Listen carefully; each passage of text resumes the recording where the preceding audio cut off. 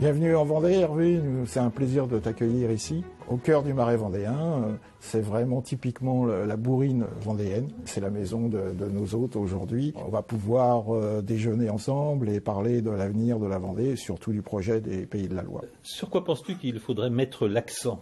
Quel projet, non seulement pour les Pays de la Loire, mais pour la Vendée? Pour toi, qu'est-ce qui ferait sens ? Il y a déjà le problème avec les éoliennes, c'est un problème qui est récurrent depuis quelques années. Et puis Marine a annoncé son projet présidentiel avec un investissement de l'État pour les jeunes qui vont démarrer leurs propres entreprises. Oui. Ça, c'est une excellente nouvelle pour la culture, parce que les gens qui veulent lancer des petits labels, des petits studios d'enregistrement, des studios de répétition, pour la musique, ça va être une bouffée d'air incroyable.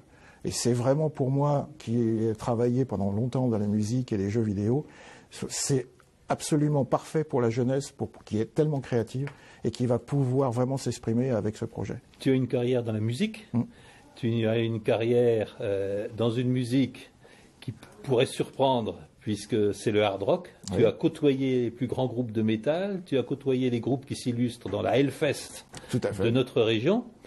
Et je tiens à le souligner parce que tu as passé, je crois, 20 ans aux États-Unis. Celui qui conduit la liste dans la Sarthe, Raymond de Malherbe, a passé pratiquement toute sa carrière à la tête d'entreprise en Asie du Sud-Est. Il a d'ailleurs été le représentant des Français de l'étranger. Il a travaillé pour des marques de luxe. Et c'est un point que je tiens à souligner dans ce lieu d'enracinement qu'est le Marais vendéen.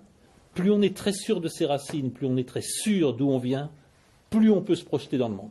C'est pas un hasard dans notre histoire de France. Si ceux qui sont allés partout dans le monde, ce sont les Bretons, ce sont les Basques, ce sont les Corses, ils sont à la fois très sûrs de leur identité, très sûrs d'où ils partent, et ils ont pu aller de Terre-Neuve à Madagascar et du Vietnam aux îles Kerguelen.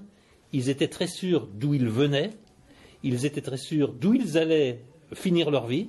Ça leur a permis de s'ouvrir le monde. Et je pense qu'il n'y a absolument pas de contradiction entre le localisme, entre l'amour de son territoire et entre l'ouverture au monde. Je crois exactement le contraire. Plus on est fort de son territoire, plus on est fort de ses singularités, plus on est capable d'aller partout dans le monde et d'être bien partout dans le monde. Tu en es un exemple, Raymond en est un autre exemple. Je pense qu'Éric, qui nous accueille aujourd'hui, est aussi un exemple de quelqu'un qui a vu le monde, qui a fait des images du monde, qui a vu des lieux magiques dans le monde.